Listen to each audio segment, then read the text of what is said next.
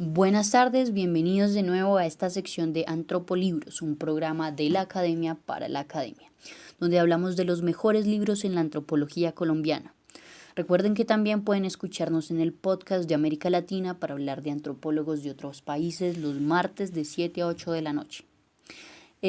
Los estaré leyendo en Twitter al hashtag Antropología Colombiana. Estaré leyéndolos para que conversemos, entonces comencemos. El día de hoy en Antropolibros estaremos hablando de una de las publicaciones más importantes de la antropóloga Astrid Ulloa y al final tendremos una pequeña charla con ella. Bien, entonces, la construcción del nativo ecológico, complejidades, paradojas y dilemas de la relación entre los movimientos indígenas y el ambientalismo en Colombia. Ese es el título del libro que fue publicado en español en el 2004 en Bogotá por el Instituto Colombiano de Antropología e Historia. Este libro es producto de un proyecto de investigación llamado El Nativo Ecológico, Movimientos Indígenas y Modernidades Alternativas en Colombia, financiado por el ICANN y por el Instituto Colombiano para el Desarrollo de la Ciencia y la Tecnología, Colciencias. También está financiado por la Universidad de California en Irvine, Estados Unidos, donde la autora utilizó esta investigación para su doctorado en antropología. Bien, entonces hablemos un poco más de la autora porque basta con mirar su hoja de vida para darse cuenta que ha tenido una carrera realmente productiva. @Julián_15, estudiante de la Universidad del Cauca, nos pregunta, ¿de dónde se graduó Astrid en su pregrado? Bueno, Julián, Ulloa se graduó con tesis laureada de pregrado en la Universidad Nacional de Colombia en el 89, de maestría en el 99 y de doctorado en antropología en el 2003 en la Universidad de California. Fue ganadora del Premio Nacional Alejandro Ángel Escobar en Ciencias, Medio Ambiente y Desarrollo Sostenible. Trabajó como investigadora del ICANN del año 92 al 2006, ha sido profesora del Departamento de Geografía de la Nacional y durante el año 2005 fue profesora de cátedra sobre estudios colombianos en la Universidad de Sorbona en París. Así como también ha sido docente de la Natural Resources Institute en Canadá e investigadora de la Red Desiguales en Berlín. @Julio Arias dice, uno de los libros más representativos de la antropología del medio ambiente en nuestro país. Así es, profesor Julio, los temas de interés de la autora se centran en movimientos indígenas, ecogubernamentalidad, biodiversidad, territorialidad, autonomía, etnoecología y demás temas que se enmarcan dentro de este campo. Justamente de eso es lo que trata el libro del que vamos a hablar hoy. El tema que aborda el libro del Nativo Ecológico es la relación entre organizaciones indígenas y ONGs ecologistas, entre acciones políticas indígenas y ambientalismo, y examina cómo a partir de esa relación se construyen identidades y cómo surgen nuevas ideas sobre territorio, autonomía, recursos naturales.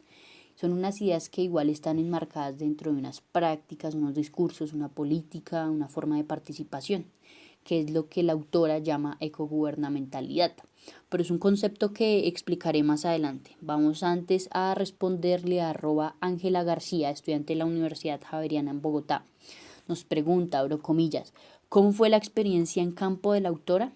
Pues bueno, Astrid Ulloa ha trabajado con pueblos indígenas desde 1984, pero fue a partir del 92 que empezó a interesarse por temáticas ambientales e interculturales. Desde el año 2000 al 2003 fue cuando estudió las construcciones de identidades indígenas ecológicas y las relaciones con los movimientos ambientales. De hecho, en el libro Ulloa cuenta que en Colombia la mayoría de los pueblos indígenas no permiten investigaciones en sus territorios, sobre todo investigaciones relacionadas con los recursos naturales, por todo lo que tiene que ver con derechos de propiedad intelectual sobre esos mismos recursos y sobre los conocimientos. Por eso ella dice que es una investigación colectiva, pues fueron decisiones conjuntas entre las comunidades y ella la que guiaron el desarrollo de la investigación. Entonces no fue tan sencillo, pero aún así logró una investigación muy rigurosa. En campo ella siguió una metodología que denomina como participación interactiva, que consistió en viajar durante 15 meses entre Bogotá y Santa Marta para participar de las reuniones y las dinámicas internas de la Organización Gonanuinda Tayrona y el Consejo Territorial de Cabildos en la Sierra Nevada de Santa Marta. Ella también además dice que utiliza una segunda metodología que llama etnografía multisituada. La utiliza para estudiar temporal y espacialmente la relación de los actores y los lugares que tienen que ver con los pueblos indígenas y el ambientalismo. Entonces, bajo esta aproximación metodológica, analiza la circulación de los individuos, de los pensamientos, de las ideas, de las prácticas, de los discursos y de las representaciones ecológicas y políticas que tienen los indígenas, y a su vez estudia estos a nivel, como estudia el impacto a nivel local, nacional e internacional. Además utiliza entrevistas, historias de vida, análisis de textos y observación participante. Y todo esto en un trabajo interdisciplinario que tiene una perspectiva tanto antropológica como jurídica y biológica.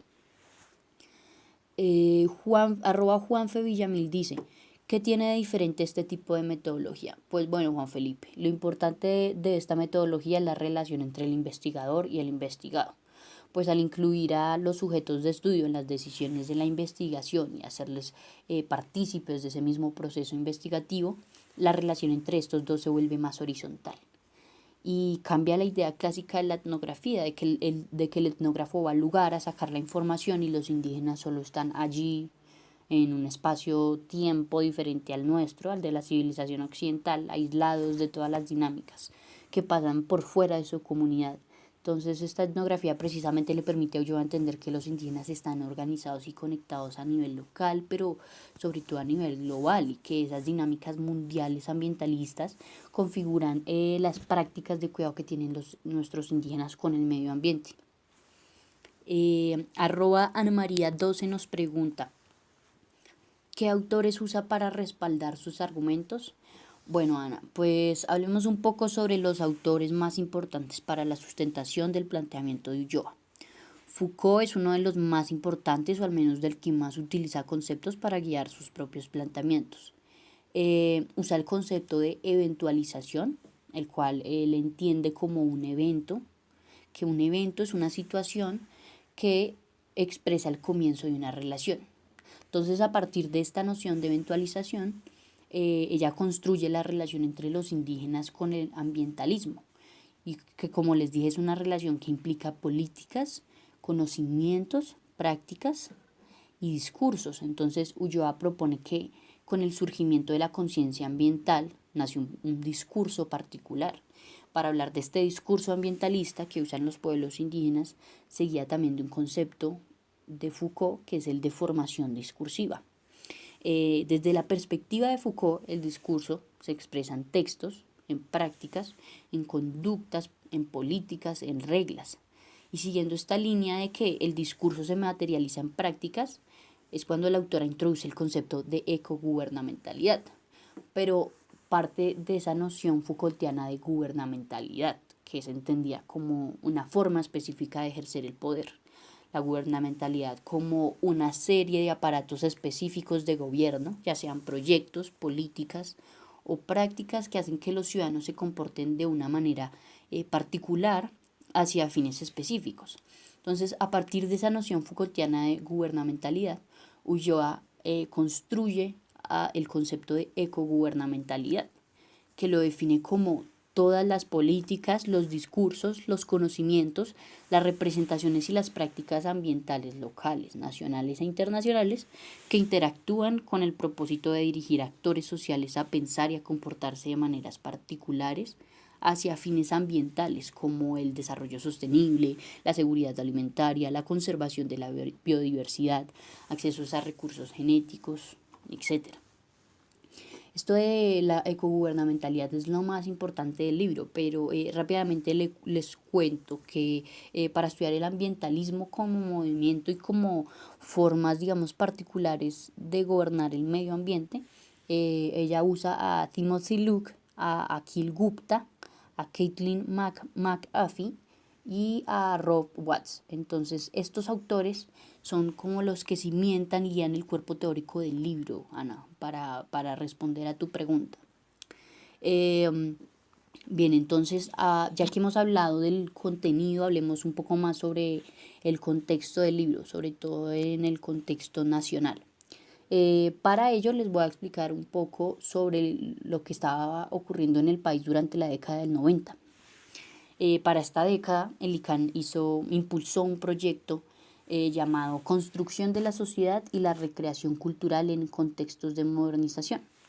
Este proyecto, con financiación de Colciencias, hizo que un grupo de antropólogos del país y un grupo de antropólogos extranjeros desarrollaran investigaciones en la Sierra Nevada de Santa Marta y en el Cauca.